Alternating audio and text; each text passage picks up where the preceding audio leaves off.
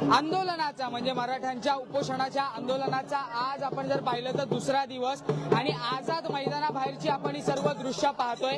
आता या ठिकाणी सर्व मराठा आंदोलक या ठिकाणी आपण जर पाहिलं तर टिपरी नृत्य करताना पाहायला मिळतात। पारंपरिक टिपरी नृत्य आहे ते सादर करताना आपल्याला पाहायला मिळतात। कुठेतरी आतमध्ये आंदोलन जे इथे सुरू आहे आणि त्याच मध्ये आपण जर पाहिलं तर अशा पद्धतीने एक विरंगुळा आंदोलकांच्या माध्यमातून करण्यात येत आहे। प्रत्येक जिल्ह्यातून प्रत्येक वेगवेगळ्या ज्या इथं परंपरा संस्कृती घेऊन सर्व या ठिकाणी जे येते आंदोलक आलेले आपल्याला पाहायला मिळतात। त्यांच्या माध्यमातून आपण जर पाहिलं तर टिपरी नृत्य हे सादर करण्यात येताना आपल्याला पाहायला मिळते।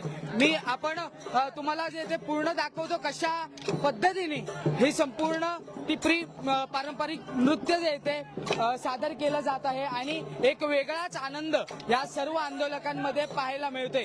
खरं तर आरक्षणासाठी मुंबईत धडकलेले आंदोलक आता आपल्याला कुठेतरी अशा पद्धतीने त्यांचा दिवसातला विरंगुळा म्हणजे दिवसातला वेळ कुठे वाया जाऊ नये, आपलं प्रदर्शन ही व्हावं, आपली ताकद ही दिसावी आणि त्याच नंतर नागरिकांना त्याचबरोबर सरकारला एक कुठेतरी लक्षात यावं या भावनेतून आपण जर पाहिलं तर हे सर्व आंदोलक या ठिकाणी टिपरी नृत्य करताना आपल्याला पाहायला मिळतात। आपण त्या आंदोलकांसोबत संवाद साधू, त्यांच्या मनातील भावना काय आहेत त्या आपण जाणून घेऊ। या काय 2 मिनिटं काका काय कुठून आलात? मोरगाव बीड जिल्हा।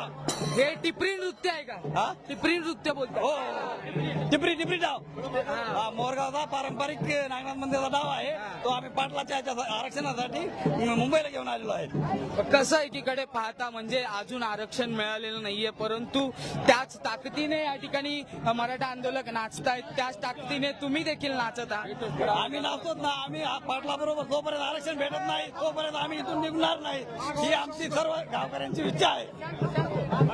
आता जर तुम्ही जर पाहिलं तर कालपासून मनोज जरांगे पाटील यांनी अन्न त्याग केलेला आहे। अजूनपर्यंत त्यांनी अन्नाचा एक गण देखील घेतलेला नाहीये परंतु सरकारला जाग आलेली नाहीये। सरकारचा अजून या ठिकाणी कोणी मंत्री असेल किंवा सरकारकडून कोणी जे ते संवाद साधायला आलेला नाही। हे काही त्यांचा मंत्री आमदार कोणी आलेले नाही, त्याच्यामुळे सर्व लोक हे पाण्याच्या तिथं खड्ड्यात बसलेले आहेत। काही बांधव उघडे झालेले आहेत, फक्त अंडरपॅन्टवर आहेत सध्या।